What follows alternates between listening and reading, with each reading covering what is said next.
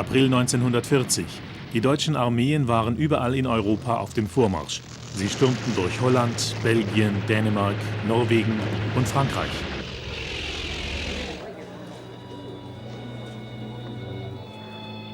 Überbleibsel englischer und französischer Bataillone waren am Strand von Dünkirchen eingeschlossen und wurden von der Luftwaffe bombardiert. Frankreich kapitulierte und Hitler nahm diese Nachricht überglücklich auf. Nur noch die britische Insel stand jetzt im Kampf gegen das Deutsche Reich. Die Schlacht um England steht bevor. Lasst uns Kräfte sammeln, um unsere Pflicht zu tun. Lasst uns deshalb nicht vergessen, dass, falls das britische Empire und seine Kolonien 1000 Jahre überdauern, die Menschen sagen werden, diese Stunde war die beste Stunde.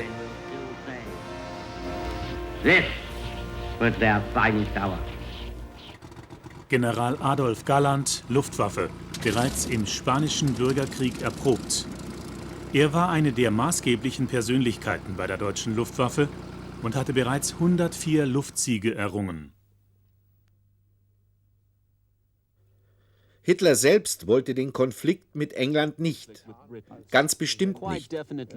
Ich hörte ihn des Öfteren sagen, ich hasse es, den Krieg gegen England zu führen. Die Engländer sind uns so gleich. Es ist ein Unglück, dass ich gezwungen bin, das zu tun.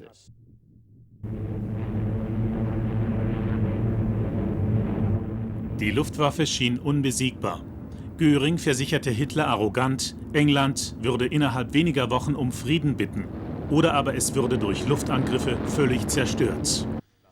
Die Luftschlacht um England brachte die Entscheidung zugunsten der Briten. Der Luftwaffe gelang es nicht, die Royal Air Force zu besiegen. Das ohnehin halbherzig geplante Unternehmen Seelöwe, die Landung der deutschen Truppen in England, wurde daraufhin von Adolf Hitler abgeblasen. Bereits im Sommer 1940 konzentrierte sich die militärische Führung des Deutschen Reiches auf einen möglichen Feldzug gegen die Sowjets. Die deutsche Strategie war, lockt die Jagdflugzeuge an und vernichtet sie.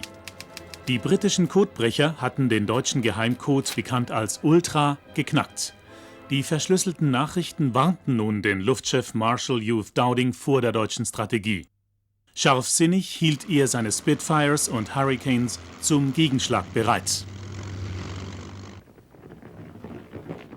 Dowding kämpfte stur mit den Politikern, um eine moderne Luftflotte aufbauen zu können. Zu seinen Forderungen gehörten feste Rollbahnen und kugelsichere Fensterscheiben für seine Piloten. Er nannte sie Küken. Oberstleutnant James E. Johnny Johnson der Royal Air Force. Er war der erfolgreichste Kampfflieger der Engländer mit 38 Abschüssen. Any claims, Johnny? 109 destroyed, buddy, yes. Oh, good show. Die Soldaten gaben alles aufgrund der guten Moral und der hohen Führungsqualitäten. Ich denke, das war einer der besten Faktoren in der Schlacht um England. We've been holding the front here. Out of the front carriage, so there's nothing to worry about. Okay. Okay, boy.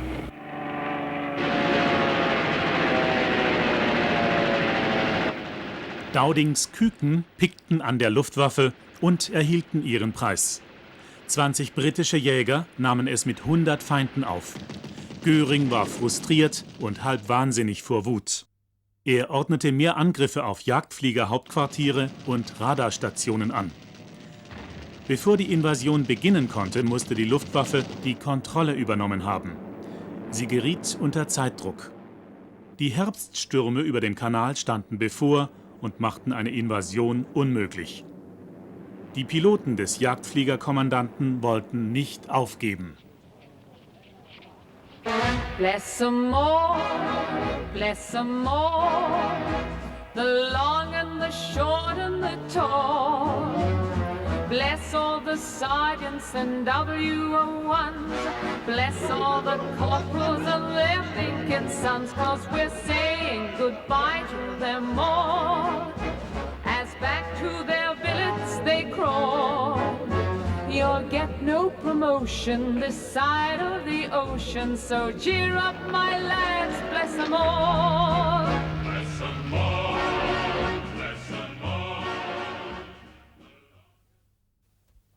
Unter dem Druck Hitlers plante Göring einen Vernichtungsschlag.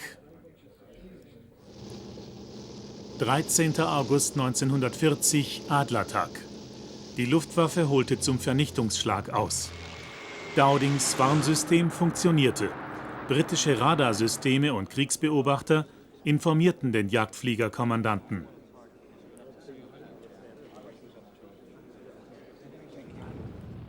Spitfires und Hurricanes standen, frisch überholt, zum Einsatz bereit.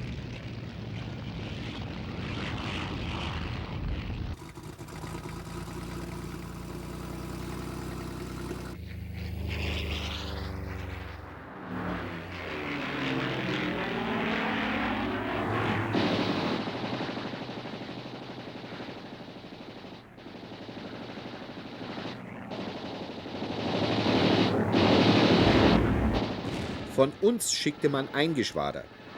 Es waren 11 von uns, die eine Formation von ca. 100 Fliegern abfangen sollten, die von Norwegen kamen.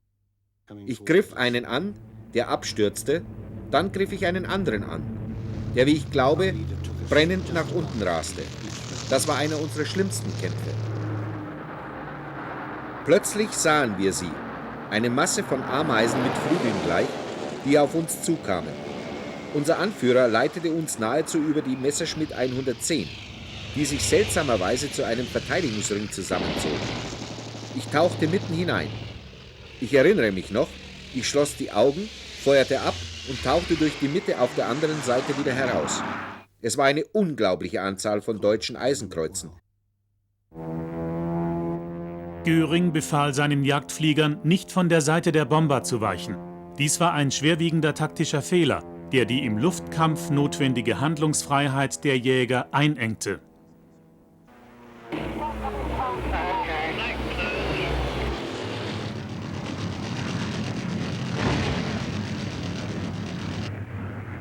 Alarm! Ein deutsches Kampfgeschwader macht sich bereit zum Feindflug gegen England.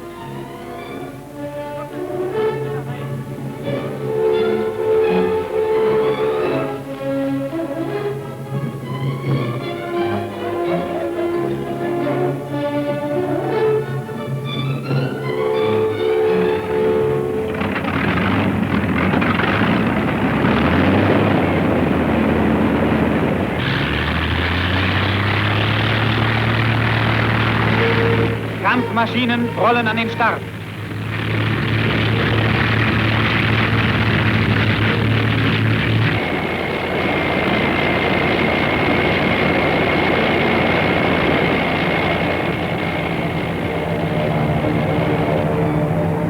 Start frei. Die deutsche Luftwaffe eröffnet den Entscheidungskampf gegen England.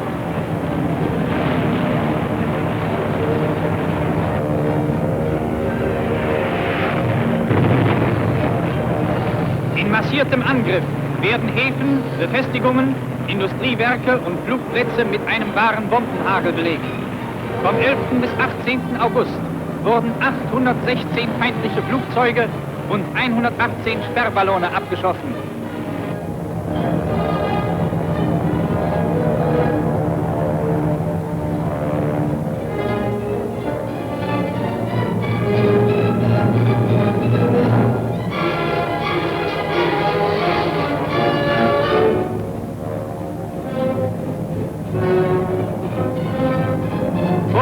Die englische Küste. Sie ist umsäumt von einem einzigen Schiffsfriedhof.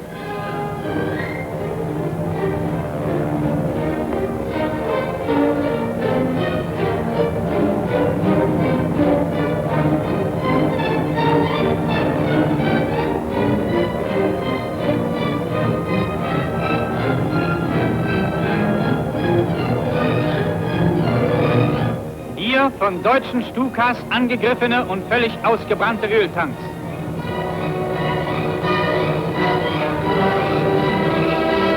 Unter uns die Insel Wight, das starke Bollwerk für Southampton, Portsmouth und Newport.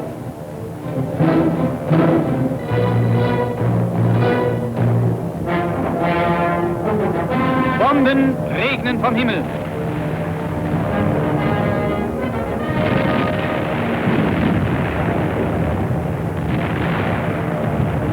Angesichts der völkerrechtswidrigen Seekriegsführung Englands erklärte die deutsche Reichsregierung am 17. August die totale Blockade gegen England.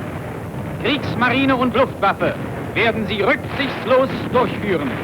Nicht mehr Deutschland ist heute die belagerte Festung, sondern England.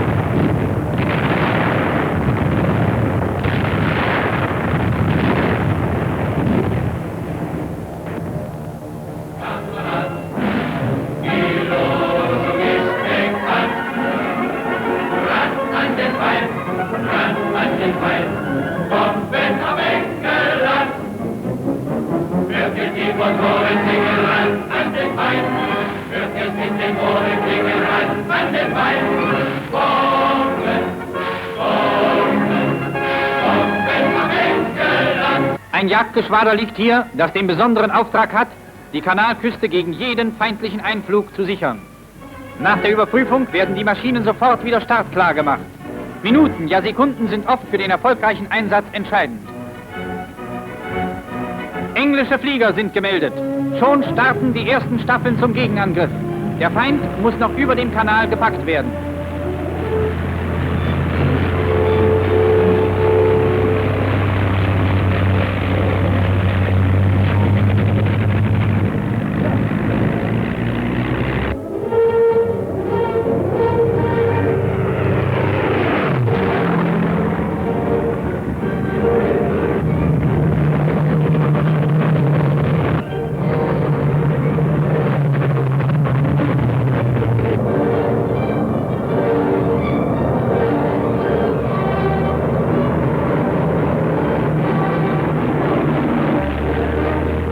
Zerstörerflugzeuge vom Typ Messerschmitt 110.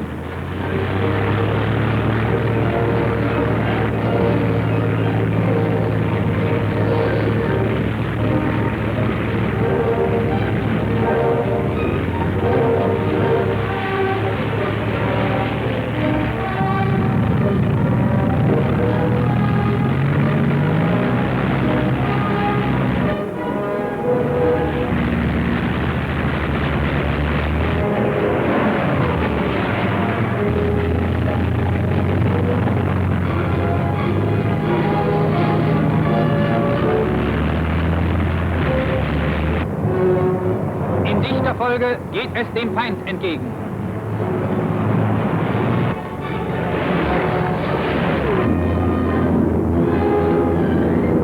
Über dem Kanal.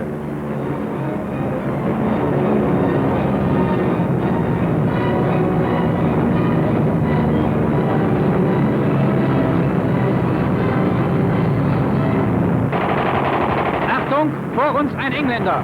Im Sturzflug will er dem deutschen Feuerhagel entgehen.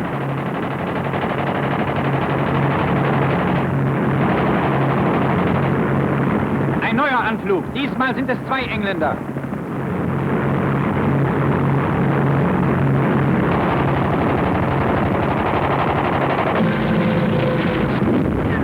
Getroffen.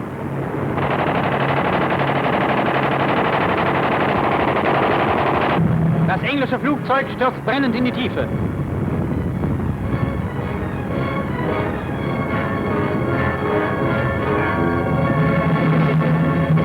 England ist wie kein anderes Land der Welt in seiner Ernährung und Rohstoffbelieferung abhängig von den Zufuhren aus dem Ausland. Alle diese Güter können England nur auf dem Seeweg erreichen. So nehmen 80% der Lebensmittel und 80 bis 100% vieler Rohstoffe ihren Weg über wenige große englische Hafenbezirke. Der größte Hafen ist London, zugleich auch der größte der Welt. Über 40% der Einfuhr Englands werden hier umgeschlagen. Wenn diese Häfen zum Erliegen kommen, ist das gesamte britische Wirtschaftsleben lahmgelegt. Bei der Ausfuhr liegt der Anteil Londons über 30%. London, heute das Ziel unserer Bomber, liegt 50 Kilometer oberhalb der Mündung der Themse. Die 8,5 Millionen Stadt bedeckt eine weit größere Fläche als Berlin.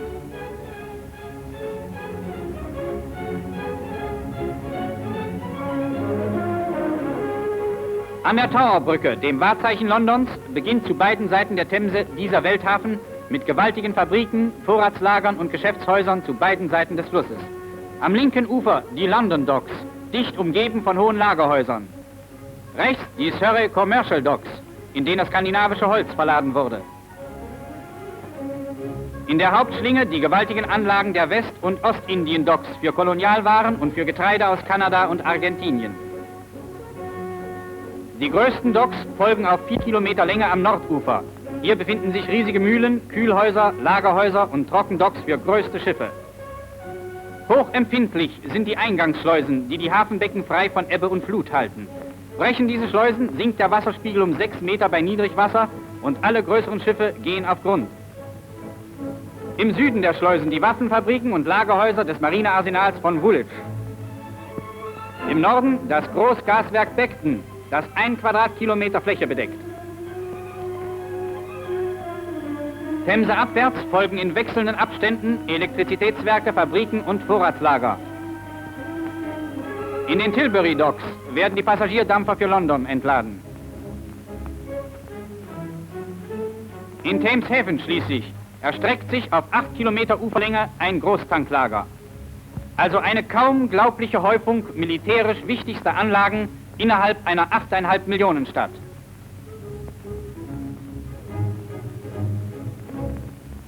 Der Reichsmarschall leitet persönlich von der Kanalküste aus die Vergeltungsangriffe der deutschen Luftwaffe auf London. Eine Ju-88, der modernste Horizontal- und Sturzkampfbomber, wird klar zum Start gemacht.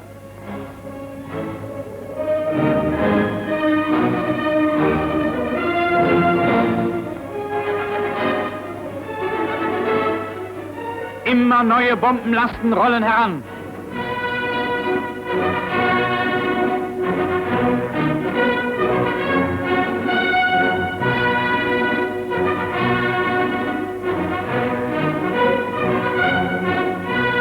Die Besatzungen machen sich fertig.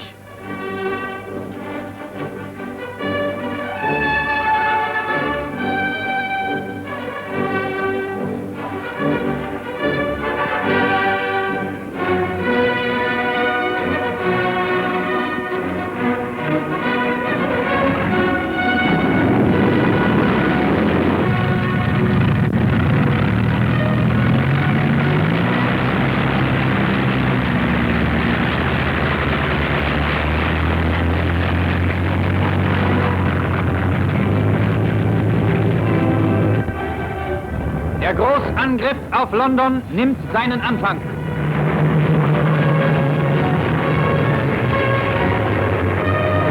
Der Gefechtsstand des Reichsmarschalls.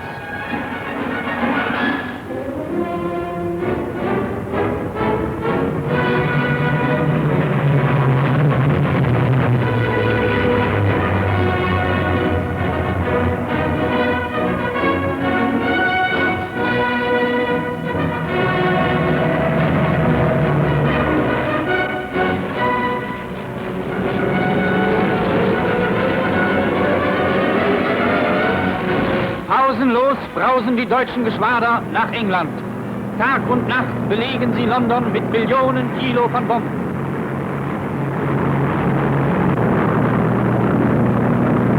Unter uns englisches Land.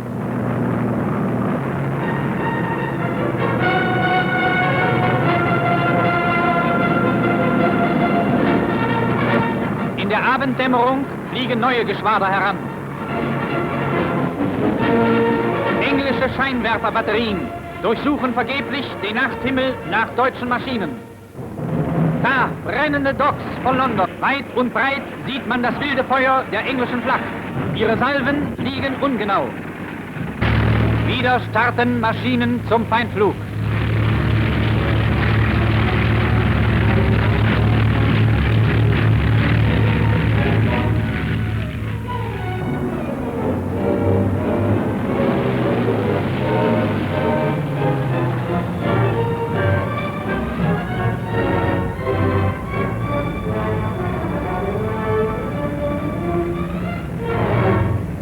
Staffelkampfflugzeuge geht es dicht über den Kanal hinweg.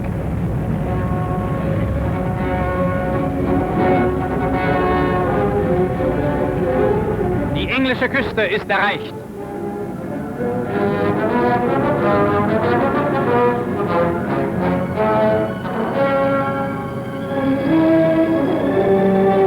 Im Tiefflug brausen die Maschinen über englisches Land. Jeder Wald, jeder Hügel bietet ihnen Schutz gegen die englische Flak.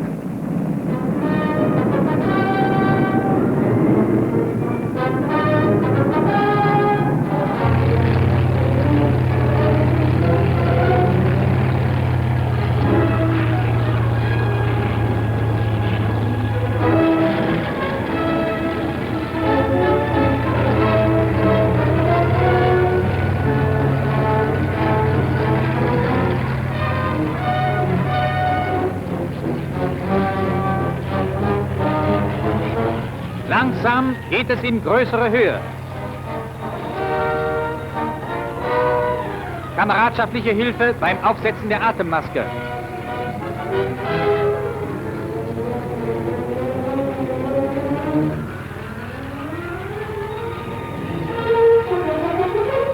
Im Schutze der Wolkendecke fliegen die Geschwader ihr Ziel an.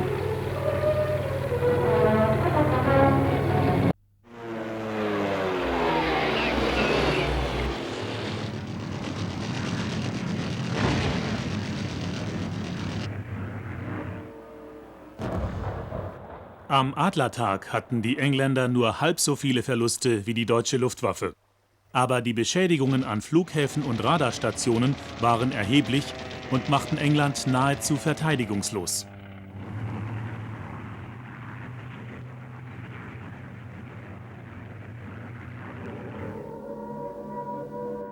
In der Nacht des 24. August 1940 verkalkulierte sich ein deutscher Navigator. Über einem Wohngebiet Londons fielen einige wenige Bomben, ohne dass Menschen zu Schaden kamen. Churchill nutzte die für ihn willkommene Möglichkeit und befahl gegen den Widerstand seines Bomberchefs die Bombardierung Berlins.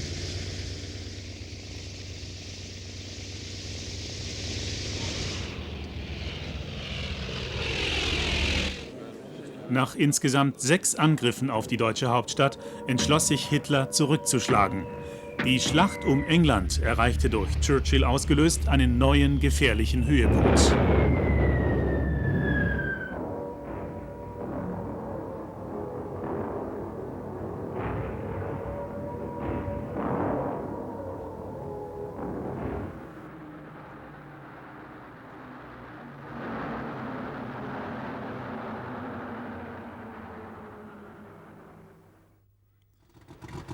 Codebrecher informierten den britischen Jagdfliegerchef, dass die Luftwaffe eine neue maßgebende Schlacht für den 15. September 1940 plante. Dowding sah, dass es an der Zeit war, die gesamte Luftflotte bestehend aus 600 Flugzeugen einzusetzen. Spitfires und Hurricanes hoben sich hornissengleich in die Luft, um sich den deutschen Angreifern entgegenzuwerfen.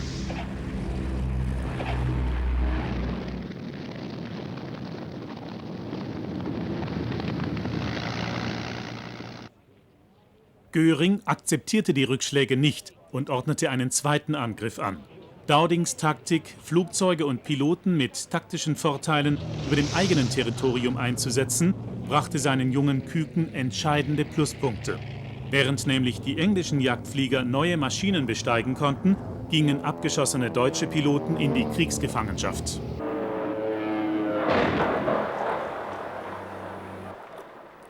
Ein weiteres Problem für die deutsche Luftwaffe war, dass die Briten ihre abgeschossenen Piloten aus dem Wasser retten konnten. Sie standen für neue Einsätze wieder zur Verfügung. Die deutschen Flieger dagegen gerieten in Gefangenschaft und fielen damit für weitere Einsätze aus. Auch der zweite Großangriff der Luftwaffe konnte zurückgeschlagen werden. Dies war der letzte große Tagangriff über England. 2 Tage später brach Hitler folgerichtig die Operation Seelöwe ab. Der Preis, den England und das Deutsche Reich zu zahlen hatten, war hoch.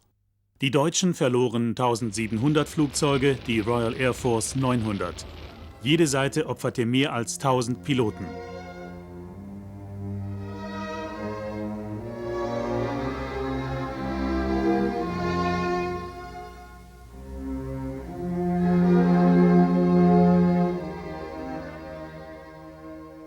Die Schlacht um England wurde von deutscher Seite mit schweren taktischen Fehlern geführt. Anstatt sich auf die britischen Flugplätze und Nachschubbasen zu konzentrieren, wurde ein sinnloser Bombenkrieg gegen britische Städte mit zu schwachen Bomberkräften geführt. Weder die Jagdflugzeuge noch die Mittelstreckenbomber waren geeignete Flugzeuge für einen derartigen Einsatz.